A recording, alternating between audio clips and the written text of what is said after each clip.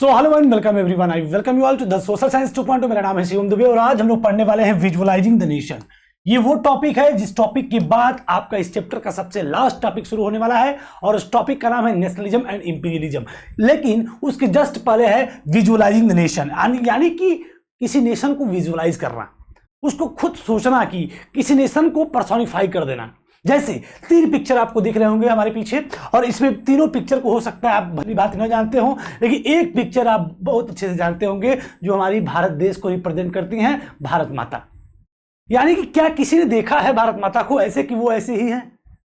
बिल्कुल नहीं, क्योंकि ये एलेगरीज हैं। इनको एक एब्स्ट्रैक्टिकल आइडिया को, एक भाववाचक चीज को हमने पर्सोनिफाइड कर दिया है, उसका मानवीकरण कर दिया है। यानी किसी आइडिया को, जैसे एक कहावत है इंग्लिश में, opportunity knocks at the door but once. अवसर दरवाजा खटखटाती है लेकिन सिर्फ एक बार।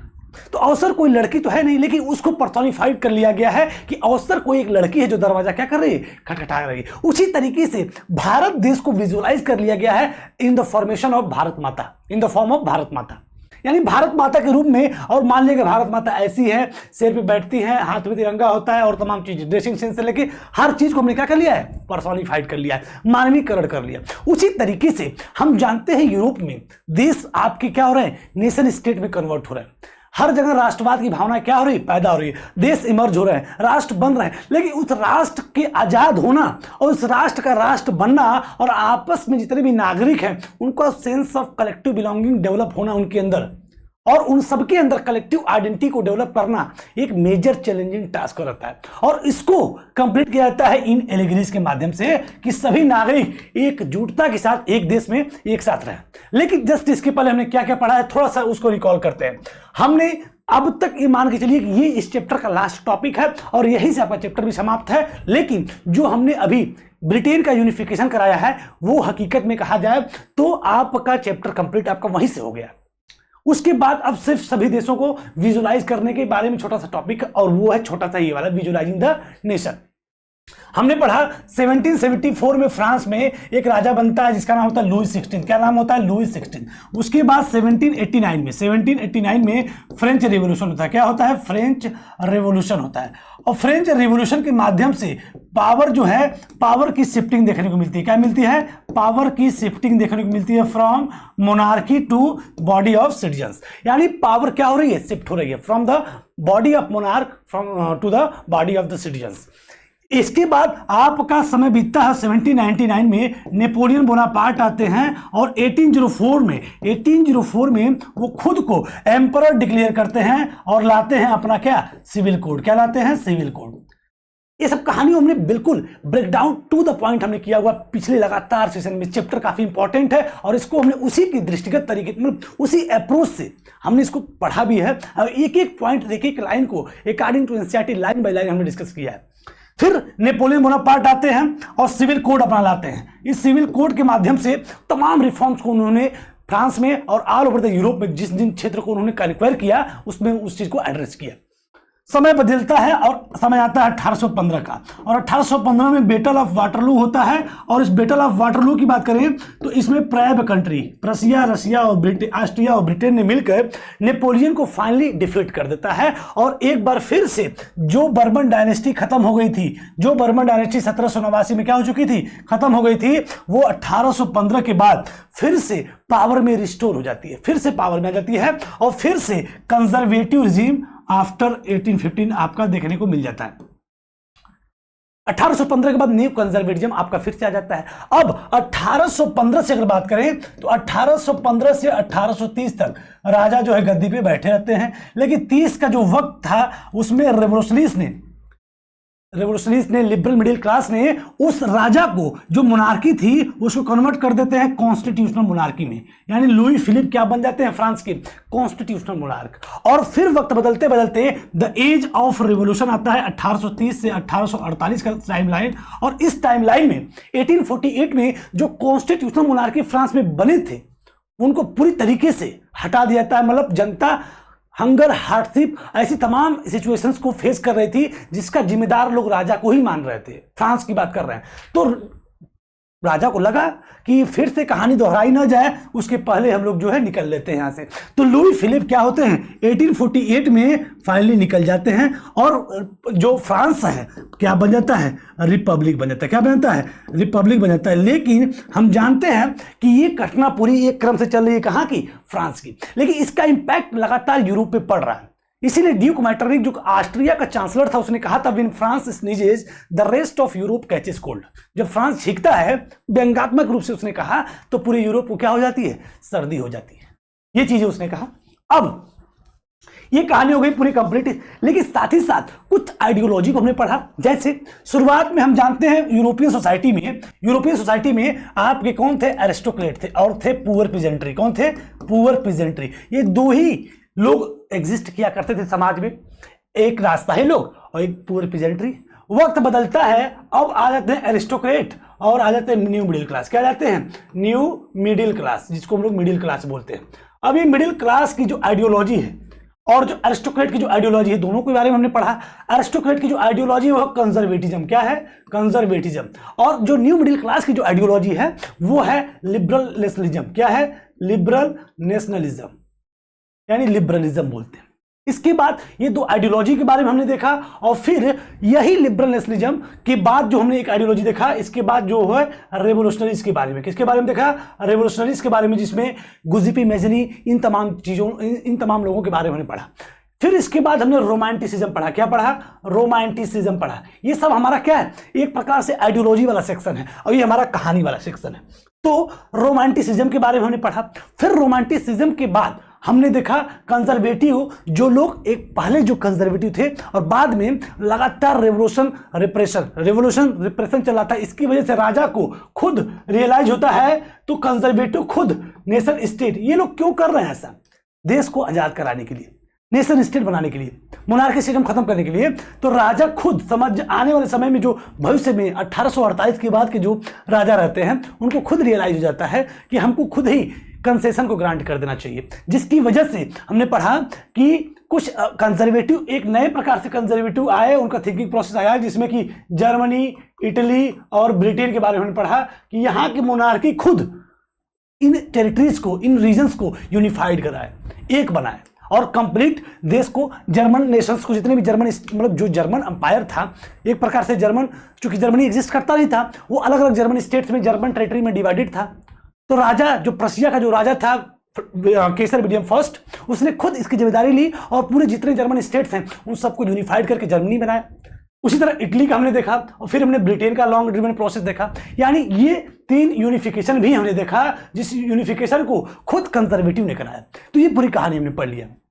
मतलब एक यहाँ पे फ्रांस बन चुका रिपब्लिक और कुछ राजा खुद ही देशों को रिपब्लिक बना रहे हैं या फिर उनको जो है वहां पे नेशन स्टेट जैसी व्यवस्थाओं को स्टेब्लिश कर रहे हैं। लेकिन राष्ट्र बनना और राष्ट्र के लोगों का राष्ट्र के प्रति जो भावना है वो जिंदा रहना और लोगों को एक दूसरे के राष्ट्र का हिस्सा समझना, सेंस ऑफ कलेक्टिव आइडेंटिटी बनाए रखना, ये 2 अलग अलग फैक्टर्स हैं। तो उस सेंस ऑफ कलेक्टिव आइडेंटिटी को डेवलप करने के लिए नेशंस को क्या किया जाने लगा, अब आर्टिस्ट के द्वारा विजुअलाइज किया जाने लगा। क्या किया जाने लगा, विजुअलाइज किया जाने लगा। अब ये विजुअलाइजेशन ही आपका अलग अलग पिक्चर्स, जैसे कि ये आपकी फ्रांस की मैरियन है, ये आपकी जर्मनी की जर्मनिया है, ये भारत की भारत माता है। चूंकि भारत यूरोप में नहीं आता है, लेकिन हमने समझाने के लिए, चूंकि आप रिलेट बहुत अच्छे से कर पाएंगे, जैसे भारत माता को हम लोग कंसीडर करते हैं एज अ मदरलैंड, हम लोग मानते हैं, भारत माता बोलते हर व्यक्ति आपस में क्या होता है, कनेक्ट हो जाता है। उसी तरीके से इन एलिगरीज का यूज भी यूरोप के तमाम जो नेशंस हैं आजाद होने के बाद, रिपब्लिक होने के बाद, ऐसे तमाम एलिगरीज का यूज करना क्या कर दिए, शुरू कर दिए। बस ये टॉपिक उसी के बारे में है, उसी के बारे में डिस्कशन है। जैसे कि why it is easy enough to represent a ruler through a portrait और a statue, how does one go about the giving a face of nation. कह रहा है कि एक राष्ट्र, एक रूलर को, कोई रूलर को रिप्रेजेंट करना, कोई शासक है उसको किसी पिक्चर के माध्यम से चित्रित करके उसको रिप्रेजेंट आप कर सकते हैं, लेकिन how does one go about giving a face to nation, कि कैसे कोई एक देश को जो है चेहरा दे सकता है। रूलर का चेहरा बना के आप उसका पोर्ट्रेट कर सकते हैं, लेकिन एक राष्ट्र का चेहरा बनाना एक अलग एस्पेक्ट बन जाता है। तो एक राष्ट्र को कैसे फेस दिया जाए, इसके बारे में बात कर रहा है। तो artist in the 18th and 19th centuries found a way out of personifying a nation. जो 18th और 19th सेंचुरी के जो आर्टिस्ट थे वो रास्ता निकालते हैं कि हर देश को हम क्या करेंगे, पर्सोनिफाइंग करेंगे, मानवीकरण करेंगे, उसको जो है एलिगरीज बनाएंगे, in other words they represented a country as if it were a person. हम कंट्री, इसका मतलब क्या, कंट्री को किससे रिप्रेजेंट किया जाएगा, जैसे कि वो क्या है, एक पर्सन है, जैसे कि वो पर्सन है, व्यक्ति है। So nations were then portrayed as a female figures. Nations को कैसे पोर्ट्रेट किया जा रहा था, एज अ फीमेल फिगर। क्या, एज अ फीमेल, मतलब यूरोप में नेशंस को जो रिप्रेजेंट किया जा रहा है एज अ फीमेल फिगर। जैसे भारत में भी भारत माता क्या है, एक फीमेल फिगर्स है। क्या है, फीमेल फिगर्स है। So the female figure form that was chosen to personifying the nation did not stand for any particular women in real life. मतलब इनका रियल लाइफ से कोई, मतलब जो वुमेन्स है वो कोई रियल लाइफ में एग्जिस्ट नहीं करते, बल्कि वो क्या है, एक एब्स्ट्रैक्ट आइडिया है। क्या है, एब्स्ट्रैक्ट आइडिया को क्या कर दिया गया, पर्सोनिफाई कर दिया गया। Rather it sought to give the abstract ideas of the nation a concrete form. यानी एक एब्स्ट्रैक्ट आइडिया, देश के लिए जो एब्स्ट्रैक्ट आइडिया है उसको कंक्रीट फॉर्म दे देना ही क्या है, विजुअलाइजिंग द नेशन। क्या है, मतलब कोई एब्स्ट्रैक्ट आइडिया किसी देश के प्रति जो भाववाचक जो चीजें हैं, मतलब भावनाएं जो हैं, उसका एक कंक्रीट फॉर्म में कन्वर्ट कर देना, यही कहलाता है आपका विजुअलाइजिंग द नेशन। कि हम नेशन को क्या कर रहे हैं, विजुअलाइज कर रहे हैं कि हाँ ये हमारा देश ऐसा है, ये हमारे भाव है, लेकिन भावों को जो है चित्र के रूप में उकेड़ देना, यही आपको कहलाता है visualising. So that is the female figure become an allegory of the nation. तो वही फीमेल फिगर नेशन के लिए क्या कहलाए, एलिगरीज कहलाए, रूपक कहलाए। जैसे during the French revolution artist use the female allegories to portrait idea such as liberty, justice and the republic. हम जानते हैं कि फ्रेंच रेवोल्यूशन के दरमियान में कि आर्टिस्ट जो हुआ करते थे, जैसे आप इस चैप्टर को स्टार्टिंग में देखे होंगे फ्रेडरिक सोलियो के बारे में। फ्रेडरिक सोलियो जो था वो भी एक आर्टिस्ट था, वो भी पेंटर था, समझ लीजिए। उसने 1848 में एक dream of world wide democratic and social Republic उसने बनाया था। तो उसने उसके माध्यम से कुछ दिखाने का प्रयास किया था। तो उसी तरीके से फ्रांस के जो आर्टिस्ट थे फ्रेंच रेवोल्यूशन के दरमियान में, वो फीमेल एलिगरीज को पोर्ट्रे करना शुरू कर देते हैं। दैट और उनके माध्यम से, उस पोर्ट्रेट के माध्यम से ऐसे आइडिया जो लिबर्टी संबंधित हो, जस्टिस संबंधित हो और रिपब्लिक संबंधित हो, उनको वो निकालना शुरू कर देते हैं, बनाना शुरू कर देते हैं। मतलब ऐसे पोर्ट्रेट्स को, ऐसे चित्रों को बनाना शुरू कर देते हैं जिसमें लिबर्टी, जस्टिस और रिपब्लिक का आइडिया जो है दिखता हो। जैसे एक पिक्चर आप 9th में जो आपकी बुक रही होगी हिस्ट्री की, पहले चैप्टर द फ्रेंच रेवोल्यूशन में, उसमें देखने को मिला होगा आपको। ये पिक्चर आप बिल्कुल जानते भी होंगे, जस्टिस को रिप्रेजेंट करते हुए एक पोर्ट्रेट है। So this ideas were represent through specific object और सिंबल्स। इन सभी चीजों को, इन सभी आदर्शों को जो है स्पेसिफिक ऑब्जेक्ट या सिंबल से क्या करते थे, रिप्रेजेंट करते थे। As you would remember the attribute of liberty are the red cap. यानी लिबर्टी को जैसे फ्रेंच रेवोल्यूशन में हम लोग रेड कैप के माध्यम से क्या रिप्रेजेंट करते थे, आर द ब्रोकन चेन, या फिर टूटी हुई चैन आप देख सकते हैं यहाँ पे, इसके माध्यम से हम लोग लिबर्टी को क्या करते थे, रिप्रेजेंट करते थे। या फिर लाल टोपी किसका प्रतीक थी, लिबर्टी का। टूटी हुई चैन किसका प्रतीक थी, वो भी थी लिबर्टी का। And while justice is generally a blind folded women carrying a pair of weighing scales. जबकि वहीं पे जस्टिस की बात करें तो वो जस्टिस जो है कुछ इस तरीके से रिप्रेजेंट करती थी कि एक महिला जिसके हाथ में एक तराजू है और उसकी आंखें क्या है, ब्लाइंड फोल्डेड है, यानी बंधी हुई है। तो ये क्या है, कुल मिला जुला कर एलिगरीज है, जो रिप्रेजेंट कर रहे हैं आइडियाज को, एब्स्ट्रैक्ट आइडियाज को। तो ये बातें इस पूरे टॉपिक में कही गई फ्रेंच रेवोल्यूशन के दरमियान में। जैसे कि फ्रांस आपका क्या हो जाता है, रिपब्लिक बन जाता है। उसके बाद ये पिक्चर देखिए, posted stamp on 1850 with the figure of Marianne representing the republic of France. यानी ये मरियन का पिक्चर है, और मरियन क्या है, एक क्रिश्चियन वर्ड है। क्रिश्चियन में बहुत ही मतलब एक फेमस वर्ड है, क्रिश्चियनिटी का क्या है, एक फेमस वर्ड है जिसको लिया गया है मरियन। और इस मरियन के माध्यम से रिप्रेजेंट किया जा रहा है क्या, कि रिपब्लिक ऑफ फ्रांस। क्या है, रिपब्लिक ऑफ फ्रांस को रिप्रेजेंट करते हुए ये एक पोस्टेज ऑफ स्टैम्प को 1850 में जो है लॉन्च किया गया था, जिसपे मरियन का पिक्चर देखने को मिलता था। जैसे ये आप देखेंगे अगर फ्रांस की बात, तो फ्रांस की जो एलिगरी बनाई गई, एलिगरी ऑफ फ्रांस की बात करें तो उनका नाम था क्या, मरियन। क्या नाम था, मरियन, या मरियन, जो भी आप प्रोनाउंसिएट करें, मरियन इसको बोलते हैं, या फिर मैराइन, आप जो भी प्रोनाउंसिएट कर लें। तो ये फ्रांस की एलिगरीज थी। रेड कैप देख सकते हैं आप यहाँ पे, फिर जो है व्हाइट कलर, रेड, ब्लू, ये जो है रिप्रेजेंट करता है फ्रांस के जो है फ्लैग को। तो कहीं ना कहीं ये एलिगरीज क्या अब जो है लोगों को इंस्पायर कर रही है एकता के बंधन में बंधने के लिए, ठीक है। In France she was christened Marian, a popular Christian name which underline the idea of people's nation। यानी ये जो मरियन है क्या है, एलिगरीज ऑफ फ्रांस है। ठीक है।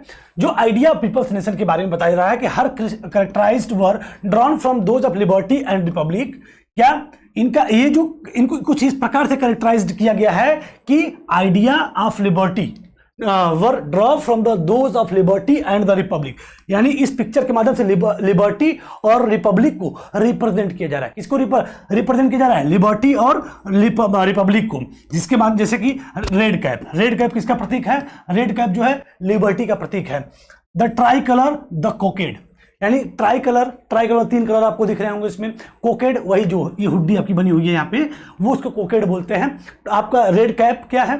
लिबर्टी को दिखा रहा है। ट्राई कलर किसको? फ्रांस के झंडे को दिखा रहा है। यानी कुछ इस तरीके से कैरेक्टराइज किया गया है जो पीपल्स नेशन के बारे में रिप्रेजेंट कर रहा है। So statue of Marianne were erected in public square to remind the public of the national symbol of unity and persuaded them identify with it. यानी इसके बाद इस स्टैच्यू ऑफ जो ये बना हुआ है, क्या बोल सकते हैं इसको, मरियम की जो पिक्चर बनी हुई है, इसको लगाना सेटअप करना शुरू कर दिया गया था। कहाँ पे? पब्लिक स्क्वायर्स पे, यानी जितने भी चौराहे थे उन सभी पे लगाया गया, जिससे कि लोग अपने आप को उससे आइडेंटिफिएबल कर सके, अपने आप को उससे जोड़ सके, ये माने कि हाँ ये हमारे जो है देश में रिपब्लिक को, लिबर्टी को रिप्रेजेंट करते हुए मूर्ति है और हम सभी लोग रिपब्लिक हैं, हम सभी लोग फ्रीडम है, हम लोगों के पास क्या है? फ्रीडम है, हम लोग जो है फ्री हैं। ये सब चीज़ों के माध्यम से चौराहे पे लगाया गया, तमाम चौराहे पिक्चर को, जिसके माध्यम से यूनिटी को रिप्रेजेंट किया गया, परसुएड किया गया लोगों को आइडेंटिफाई विथ इट, इसके साथ जो है आइडेंटिफाई वो कर सके। Marianne image were marked and coins and stamps, और मरियम की इमेज को कॉइन्स और स्टैम्प पे भी रिप्रेजेंट किया गया। जैसे कि ये स्टैम्प है, इस पे भी मरियम की पिक्चर को क्या किया गया? रिप्रेजेंट किया गया। तो ओवरऑल आपको हर पॉइंट्स को नहीं याद करना है, लेकिन याद रखना है कि जो फ्रांस की जो एलेग्रीज थी उसका नाम था मरियम। क्या नाम था? या मैराइन, जो भी आप पढ़ लीजिए इसको। और ये अलग लोगों को जो है आइडेंटिफाई करने के लिए, लोग इससे अटैच हो सके और इसको देख के लोग माने कि हाँ हम लोग क्या है? यूनाइटेड है, हम लोग लिबर्टी हम लोग के पास है, हम लोग फ्री हैं, हम लोग के अंदर हम लोग के साथ क्या एकता है। और ये सभी मूर्तियों को लगा के हर चौराहे पे, चट्टी चौराहों पे लगा के लोगों को इंस्पायर किया गया कि अब आप रिपब्लिक हैं, अब आप लोग के पास खुद की क्या है? लिबर्टी है, फ्रीडम ऑफ इंडिविजुअल है। ये सारी चीजें इस पिक्चर के माध्यम से रिप्रेजेंट किया जा रहा है और ये क्या है? एलेग्रीज ऑफ फ्रांस। तो हर पॉइंट को आपको नहीं याद करना है, बेसिकली इतना भी अगर आप तैयार रख लेते हैं तो भी काम चल जाता है। जैसे कि ये जर्मनी के एलेग्रीज हैं, ये जर्मनी के एलेग्रीज हैं, इनका नाम है जर्मेनिया। क्या नाम है? Germania. So similarly Germania become the allegories of German nation, यानी जर्मन नेशन की जो एलेग्रीज है उनका नाम क्या था? Germania. In visual representation Germania wears a crown, यानी अगर देखा जाए विजुअल रिप्रेजेंटेशन में तो जर्मेनिया एक क्राउन पहनती है। क्या पहनती है? पहने हुए देखने को मिलती है। Of oak leave, oak leave को, ओक यानी सहतूत होता है, या जो भी अमर बेल बोलते हैं, पता नहीं क्या, आप एक बार उसको सर्च करें, देखें कि उसका एग्जैक्ट मीनिंग क्या होता है। और यहाँ पे जब आप क्लास 9 की बुक में पढ़े होंगे तो क्लास 9 की बुक में ये पिक्चर जो आप देखे होंगे, तो ऐसे एक पिक्चर और दिया था, तो उसमें शायद आपको देखेंगे तो ओक के बारे में कंप्लीट लिखा हुआ है। आगे भी हमको देखने को मिलेगा कि ओक लीव्स किसको रिप्रेजेंट करता है। तो एक क्राउन पहनते हैं जो ओक लिप्स की बनी हुई है, ओक की पत्तियों की बनी है। At the German oak stand for the heroism, और ये ओक किसको रिप्रेजेंट कर रहा है? हीरोइज्म को, यानी जर्मनी के धैर्य को, उसके साहस को, उसकी शक्ति को रिप्रेजेंट कर रहा है। यानी कि आप देख सकते हैं ये जो एलेग्रीज है जर्मनिया की है, जर्मनी की है, जिसका नाम क्या है? जर्मनिया है। और ये जो एक मुकुट पहनते हैं, मुकुट किसका है? ओक लीव्स का है। और ये ओक लीव्स जो है हीरोइज्म को रिप्रेजेंट करते हुए देखने को मिल जाता है। अब अगले आप और भी देखेंगे, उसके हाथ में तलवार है, हाथ में झंडा है, और भी तमाम चीजें हैं जिसको आप जो है देखकर तैयार कर सकते हैं। जैसे कि आपकी बुक का लास्ट पेज जब आप देखेंगे तो उसमें लिखा है ब्रोकन चेन किसको रिप्रेजेंट करता है? बीइंग फ्रीड को। ब्रेस्ट प्लेट विथ ईगल, जैसे इस पिक्चर में देखेंगे तो ब्रेस्ट प्लेट यहाँ पे दिख रहा है विथ ईगल, तो वो किसको रिप्रेजेंट कर रहा है? Symbol of German empire, symbol of German empire and strength को रिप्रेजेंट कर रहा है। ओक लीव, देखो क्राउन ऑफ ओक लीव्स किसको रिप्रेजेंट कर रहा है? हीरोइज्म को रिप्रेजेंट कर रहा है। स्वॉर्ड यानी तलवार जो है किसको? रेडीनेस टू फाइट, यानी लड़ने के लिए क्या है? तैयार है। ऐसे सभी चीजें लिखी हुई है। जैसे ओलिव ब्रांच जो है स्वॉर्ड के साथ लगी है, शांति का प्रतीक है। Black red and gold try colour जो है क्या है? जर्मन फ्लैग के बारे में बात कर रहा है। रेज ऑफ राइजिंग सन, यहाँ पे दिख रहा है राइजिंग सन, राइजिंग सन की बात करें, यहाँ पे राइजिंग सन उगते हुए सूरज की बात करें तो किसको रिप्रेजेंट कर रहा है? बिगिनिंग ऑफ न्यू ईरा, यानी एक नए युग का क्या हो रहा है? प्रारंभ हो रहा है। तो यानी आप देख रहे हैं अलग अलग विजुअलाइजेशन करके लोगों को यूनाइटेड करने का, देश को देश बनाने का प्रयास आर्टिस्ट के माध्यम से किया जाने लगा, और वो आज भी होता है, आज भी हम लोग देखते हैं इस चीज को। चाहे कोई भी देश हो, चाहे भारत हो, चाहे यूरोप के नेशंस हो, चाहे किसी भी देश में हो, तो झंडे का अपना एक बड़ा वैल्यूज होती है, चाहे कोई भी देश हो। वहां जो पिक्चर्स, जो एलिगरीज, जो अलग अलग सिंबल्स बनते हैं किसी देश में, वो उस देश के आइडियल्स को रिप्रेजेंट करते हैं, देश के आइडिया को रिप्रेजेंट करते हैं। तो कहीं ना कहीं ये काफी इंपॉर्टेंट एस्पेक्ट बन जाते हैं किसी देश के लोगों को यूनिफाई करने में, उनको एक साथ जोड़ने में, एक सेंस ऑफ कलेक्टिव आइडेंटिटी को डेवलप करने में। तो हमने 2-3 एलिगरीज के बारे में देख लिया, जैसे फ्रांस की एलिगरीज, जर्मनी की एलिगरीज। तो इन सभी चीजों के माध्यम से राष्ट्र को, ऐसा नहीं कि सिर्फ ये तो सिर्फ 2 देशों की, हर देशों के भी अपने अपने अलग अलग हो सकते हैं, जैसे भारत का अपना अलग है, जर्मनी का अलग है, फ्रांस का अलग है। तो इन सभी एलिगरीज के माध्यम से देश को क्या किया गया, विजुअलाइज करने का काम किया गया। तो इसलिए इस हेडिंग का नाम क्या हमने पढ़ा, विजुअलाइजिंग द नेशन। क्या पढ़ा हमने, विजुअलाइजिंग द नेशन। अब इसके बाद हमारे इस चैप्टर का लास्ट टॉपिक है नेशनलिज्म एंड इंपीरियलिज्म, या इंपीरियलिज्म एंड नेशनलिज्म। इसी के साथ हमारे चैप्टर बड़े ही मेहनत के साथ एक एक टॉपिक मेहनत से पढ़ते पढ़ते आज हम लोग इस पूरे चैप्टर को क्या कर रहे हैं, खत्म करने वाले हैं, समाप्त करने वाले हैं और पूरी तरीके से तैयार करने वाले हैं। इसके बाद लेंगे हम लोग 1 शॉट और करेंगे कंप्लीट अपनी इस पूरी तैयारी को, जिसमें कि हमने सिविक्स पूरा पढ़ लिया और पूरी हिस्ट्री पढ़ेंगे। अब इसके बाद आप कमेंट सेक्शन में बताएंगे कि हम लोग ज्योग्राफी पढ़ें कि इकोनॉमिक्स पढ़ें। इसी के साथ सेशन को हम लोग साइन ऑफ करते हैं। थैंक यू एवरीवन, पढ़ते रहिए, मस्त रहिए, थैंक यू।